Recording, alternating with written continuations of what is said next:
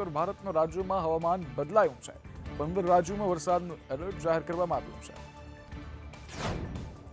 હિમાચલ પ્રદેશના લાહોલ સ્પીતિમાં છેલ્લા 2 દિવસથી ભારે હિમવર્ષા થઈ રહી છે। અટલ ટનલ રોહતાંગ ખાતે વાહનોની અવરજવર બંધ કરી દેવામાં આવી છે। પર્યટન સ્થળો મનાલી અને શિમલામાં વરસાદ અને હિમવર્ષા ચાલુ છે। ઉત્તરાખંડના કેટલાક વિસ્તારોમાં પણ વરસાદ પડી રહ્યો છે। તે જ સમયે હવામાન વિભાગે દેશના 15 રાજ્યોમાં વરસાદની ચેતવણી જાહેર કરી છે, જેમાં દિલ્હી, હરિયાણા, ચંદીગઢ અને કેરળમાં વરસાદ પડી રહ્યો છે।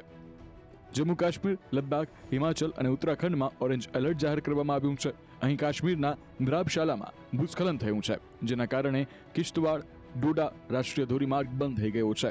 ઘણા પ્રવાસીઓ પણ ફસાઈ ગયા છે। કાટમાળ દૂર કરવા માટે ઘણા લોકો અને મશીનોને મોકલવામાં આવ્યા છે। ટ્રાફિક કંટ્રોલ યુનિટ તરફથી અપડેટ મળ્યા પછી જ લોકોને મુસાફરી કરવાનું કહેવામાં આવી રહ્યું છે। હવામાન વિભાગના જણાવ્યા અનુસાર માર્ચના પહેલા અઠવાડિયામાં પણ મધ્યપ્રદેશના પશ્ચિમ અને ઉત્તર ભાગોમાં હળવો વરસાદ પડવાની શક્યતા છે।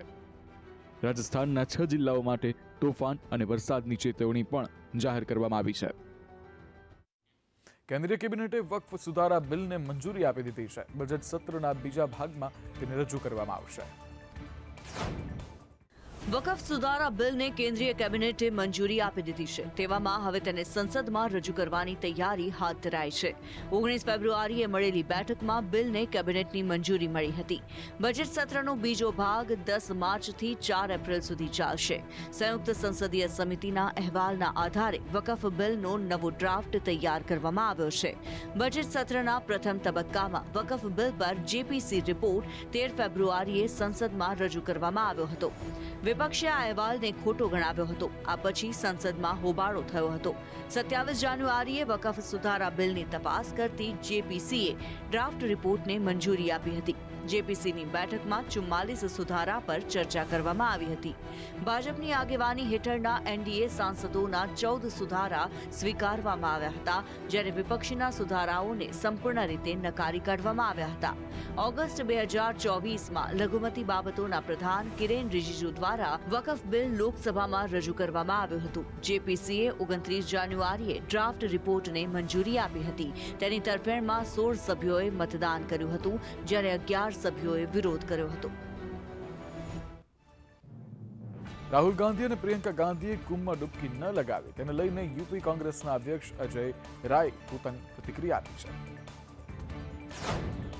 મહાશિવરાત્રી નિમિત્તે બુધવારે મહાકુંભનું સમાપન થયું હતું। કુલ 66 કરોડથી વધુ લોકોએ કુંભમાં સ્નાન કરી પવિત્રતા અનુભવી છે। તેવામાં કોંગ્રેસના વરિષ્ઠ નેતા રાહુલ ગાંધી અને પ્રિયંકા ગાંધી સંગમમાં ડૂબકી ન લગાવવાને કારણે ચર્ચામાં છે। આ દરમિયાન ઉત્તર પ્રદેશ કોંગ્રેસ અધ્યક્ષ અજય રાયે પોતાની પ્રતિક્રિયા આપી છે। રાહુલ ગાંધી અને પ્રિયંકા ગાંધીના મહાકુંભમાં સ્નાન ન કરવાના સવાલ પર અજય રાયે કહ્યું કે આસ્થાનો તહેવાર હવે ખતમ થઈ ગયો છે। તીર્થોના તીર્થ ગણાતા આ કુંભનો અંત આવ્યો છે। અહીં આવનાર લોકોનું સન્માન થવું જોઈએ, પરંતુ આ વાત વિશ્વાસની અને આસ્થાની છે। તેમણે કહ્યું કે તેઓ પોતે પણ કુંભમાં સ્નાન કરવા પહોંચ્યા હતા અને તેમણે રાહુલ ગાંધી અને પ્રિયંકા ગાંધીના બદલે કુંભમાં સ્નાન કર્યું છે અને પુણ્યનું ભાથું બાંધ્યું છે। તેમણે કહ્યું કે મેં કોંગ્રેસ પાર્ટીના પ્રદેશ અધ્યક્ષ તરીકે પદભાર સંભાળ્યો છે। તેવામાં અહીં સ્નાન કરીને મેં દેશની સુખાકારી માટે પ્રાર્થના કરી હતી। તેમણે કહ્યું કે કુંભ એ એક મહાન તહેવાર હતો અને તેને રાજકારણ સાથે ન જોડવો જોઈએ। તેમણે કહ્યું કે આપણે બધા તેની સાથે શ્રદ્ધાની ભાવનાથી જોડાયેલા છીએ। ત્યારે હવે મમતા બેનર્જીએ દિલ્હી અને મહારાષ્ટ્રમાં ભાજપની જીત પર સવાલ ઉઠાવ્યા છે। પ્રયાગરાજમાં 45 દિવસથી ચાલતા મહાકુંભની આજે આધિકારિક રીતે પૂર્ણાહુતિ થઈ છે, પણ શ્રદ્ધાળુઓના ઉત્સાહમાં ઓટ નથી આવી। મહાકુંભનું સમાપન છતાં પણ ભક્તોનું આગમન અવિરત ચાલુ છે। લોકો સંગમમાં સ્નાન કરવા માટે પહોંચી રહ્યા છે। મેળામાં દુકાનો પણ લાગેલી છે। તો ઉત્તર પ્રદેશના મુખ્યમંત્રી યોગી આદિત્યનાથ નાયબ મુખ્યમંત્રીઓ સાથે પહોંચ્યા અને સફાઈ શરૂ કરી। તમામે ગંગામાંથી કચરો નીકાળવાનું કામ કર્યું, ગંગાની પૂજા કરી અને યોગીએ ગંગા પંડાલમાં સફાઈ કર્મીઓ અને સ્વાસ્થ્ય કર્મીઓને સન્માનિત કર્યા। રેલ મંત્રી અશ્વિની વૈષ્ણવ પણ સંગમ પર પહોંચ્યા હતા। મહાકુંભના સમાપન પર પીએમ મોદીએ એકતાનો મહાકુંભ યુગ પરિવર્તનની આહટ નામથી એક બ્લોગ લખ્યો, જેમાં તેમણે લખ્યું કે આટલું વિશાળ આયોજન સરળ નહોતું। હું માં ગંગા, યમુના, સરસ્વતીને પ્રાર્થના કરું છું કે જો અમારી આરાધનામાં ક્યાંય ખામી રહી ગઈ હોય તો અમને માફ કરશો। જો શ્રદ્ધાળુઓની સેવામાં ક્યાંય ખામી રહી ગઈ હોય તો હું જનતાનો પણ ક્ષમા પ્રાર્થી છું। મહાકુંભ દરમિયાન 45 દિવસમાં 66 કરોડ 21 લાખ લોકોએ સ્નાન કર્યું છે। આ વખતે મહાકુંભમાં 18 નવા રેકોર્ડ બન્યા છે અને અત્યાર સુધી 3 લાખ કરોડથી વધુનો કારોબાર થયો હોવાનો અંદાજ છે.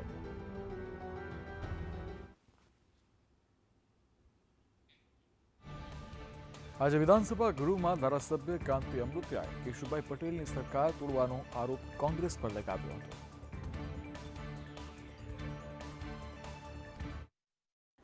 વિધાનસભા ગૃહમાં બજેટ સત્ર ચાલી રહ્યું છે. તેવામાં બજેટ સત્રમાં અલગ અલગ મુદ્દાઓની વચ્ચે કેશુભાઈ પટેલની સરકાર તોડવાનો મુદ્દો પણ ગૃહમાં ગુંજ્યો છે. કાંતિ અમૃત્યા જે ભાજપના ધારાસભ્ય છે, તેમણે આ મુદ્દો ઉઠાવીને કોંગ્રેસ પર પ્રહાર કર્યા હતા. કાંતિ અમૃત્યાએ કોંગ્રેસ પર પ્રહાર કરતા કહ્યું કે એક સમય અમારા 68 ધારાસભ્યો કોંગ્રેસે તોડ્યા હતા અને એક આખી સરકારનું પતન કોંગ્રેસે કરાવ્યું હતું અને હવે સ્થિતિ સાવ અલગ થઈ ગઈ છે. હવે કોંગ્રેસના નેતાઓ ભાજપમાં જોડાય છે. આ ઉપરાંત કોંગ્રેસના નેતાઓની વિરોધી રીત પણ સવાલ ઉઠાવતા કાંતિ અમૃત્યાએ કહ્યું હતું કે કોંગ્રેસના નેતાઓને તો વિરોધ કરતા પણ આવડતું નથી. કાંતિ અમૃત્યાએ કહ્યું કે પહેલી વખત એવું જોયું કે ધારાસભ્ય ડોક્ટર બનીને સીન સપાટા કરે છે, કારણ કે તેમને ખબર છે કે જો સારું કામ નહીં કરીએ તો વિપક્ષ હજુ પણ નહીં રહે તેવી સ્થિતિ રાજ્યમાં સર્જાઈ જશે, જેથી કોંગ્રેસને ન છૂટકે પણ કામ કરવું પડી રહ્યું છે. શંકરાચાર્ય સ્વામી અવિમુક્તેશ્વરાનંદ સરસ્વતીએ ફરી એકવાર મહાકુંભ પર સવાલ ઉઠાવ્યા છે. સંગમ નગરી પ્રયાગરાજમાં 45 દિવસના મહાકુંભનું સમાપન થઈ ચૂક્યું છે, પણ ફરી એકવાર જ્યોતિષપીઠના શંકરાચાર્ય સ્વામી અવિમુક્તેશ્વરાનંદ સરસ્વતીએ મહાકુંભ પર સવાલ ઉઠાવ્યા. તેમણે દાવો કર્યો કે અસલી મહાકુંભ તો પહેલેથી જ સમાપ્ત થઈ ચૂક્યો હતો અને અત્યાર સુધી જે ચાલી રહ્યો હતો એ તો સરકારી કુંભ હતો. આ પહેલા પણ તેઓ મહાકુંભ અને તેની વ્યવસ્થા પર સવાલ ઉઠાવી ચૂક્યા છે. તેમણે કહ્યું કે મહાકુંભનું સમાપન પૂર્ણિમાના સાથે જ થઈ ગયું હતું, કારણ કે અસલી કુંભ માઘ મહિનામાં હોય છે. તમામ કલ્પવાસી ત્યાંથી માઘ મહિનાની પૂર્ણિમાએ જ નીકળી ગયા હતા. એની પછીથી જે ચાલી રહ્યો હતો એ તો સરકાર તરફથી આયોજિત અલગ કુંભ હતો, જેનું પારંપરિક કુંભ જેટલું આધ્યાત્મિક મહત્વ નથી.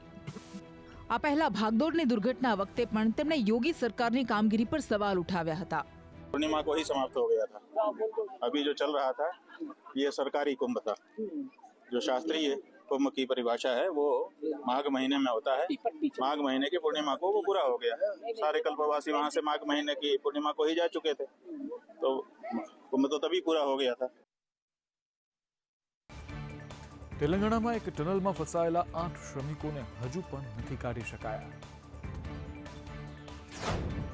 તેલંગાણાના નાગર કુર્નૂલમાં શ્રી શૈલમ લેફ્ટ બેંક ટનલમાં 50 જેટલા શ્રમિકો કામ કરી રહ્યા હતા અને અચાનક ટનલમાં એક ભાગ તૂટી પડતા 8 જેટલા શ્રમિકો તેની અંદર ફસાઈ ગયા. દુર્ઘટનાના 5 દિવસ થયા, પણ તેમ છતાં હજુ તેમને બહાર નથી કાઢી શકાયા. પરિણામે ટનલમાં ફસાયેલ શ્રમિકોના પરિવારજનોમાં ચિંતાનું મોજું ફરી વળ્યું છે. રેડહોલ માઇનર્સને પણ કામગીરી સોંપાઈ છે. રાહત અને બચાવ ટીમો દિવસ રાત રેસ્ક્યુ કામગીરી કરી રહી છે. 11 એજન્સીઓના નિષ્ણાતોની ટીમ દ્વારા રેસ્ક્યુ કામગીરી કરાઈ રહી છે. ભારતીય સેના, માર્કોસ કમાન્ડો, એનડીઆરએફ, એસડીઆરએફની ટીમ સહિત 584 રેસ્ક્યુ કર્મચારીઓ કામગીરીમાં જોડાયેલા છે. રેસ્ક્યુ ટીમ્સે ફસાયેલા લોકો સુધી પહોંચવા માટે હવે ટનલ બોરિંગ મશીનના ભાગ અને અન્ય અવરોધ કાપીને રસ્તા પરથી હટાવવાની કામગીરી શરૂ કરી છે. તો દુર્ઘટના બાદ ડરી ગયેલા ટનલમાં કામ કરી રહેલ અન્ય મજૂર કામ છોડીને જઈ રહ્યા છે. તેલંગાણાના સિંચાઈ મંત્રીએ કહ્યું કે 2 દિવસમાં રેસ્ક્યુ ઓપરેશન પૂર્ણ કરવાનું લક્ષ્ય છે. આ પ્રોજેક્ટમાં કુલ 800 લોકો કામ કરી રહ્યા છે, જેમાંથી 300 લોકલ અને બાકીના ઉત્તર પ્રદેશ, ઝારખંડ, ઓડિશાના છે.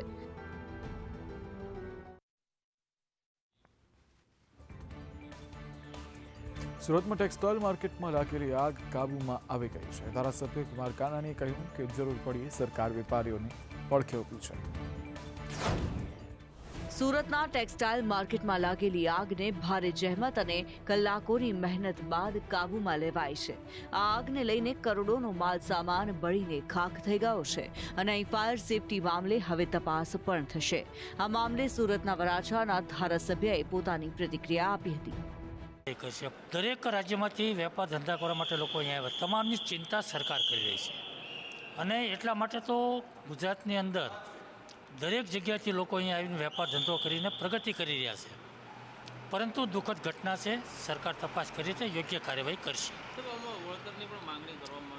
સરકાર સંપૂર્ણપણે વેપારીઓ સાથે સંપૂર્ણપણે સહકારમાં રહેશે અને જે કંઈ બનતી મદદ થશે સરકાર કરશે. આ ઉપરાંત ગૃહ રાજ્યમંત્રી હર્ષ સંઘવીએ પણ આ મામલે પોતાની પ્રતિક્રિયા આપી. એ પ્રકારે દુકાનો બંધ હોવાના કારણે એક પછી બીજી દુકાન, પણ છાપરાઓ જે આગળ બંધ હોવાના કારણે પાણી બી અંદર સુધી પહોંચાડવું બહુ તકલીફ પડી રહી હતી. પરંતુ આપ જોઈ શકો છો કે છેલ્લા 24 કલાકથી આપણી ફાયરની ટીમ બી ત્યાં ને ત્યાં જ છે અને બધા જ અધિકારીઓથી લઈને ચૂંટાયેલા પ્રતિનિધિ, મેયરથી લઈને સ્ટેન્ડિંગ ચેરમેન, બધા જ લોકો ત્યાં ને ત્યાં જ હાજર જ છે. આ ઘટનાને લઈને કડક તપાસ અને કાર્યવાહીની પણ હૈયાધારણા આપવામાં આવી છે. સુરેન્દ્રનગરના સાંસદ ચંદુ શિહોરા સાથે સિવિલ હોસ્પિટલ સ્ટાફે ગેરવર્તન કર્યું હોવાનું સામે આવી રહ્યું છે. સુરેન્દ્રનગરના સાંસદ ચંદુ શિહોરા સિવિલ હોસ્પિટલના સ્ટાફ સામે લાલઘૂમ થયા. તેમણે સ્ટાફનો ઓધળો લેતા કહ્યું કે સ્ટાફમાંથી તેમના વિશે કહેવાયું કે સાંસદ તો વિઝિટ કર્યા રાખે, તેઓ શું કરી લેવાના. સ્ટાફના આ શબ્દો પર તેમણે સ્ટાફ વિરુદ્ધ પગલાં ભરવા સૂચના આપી.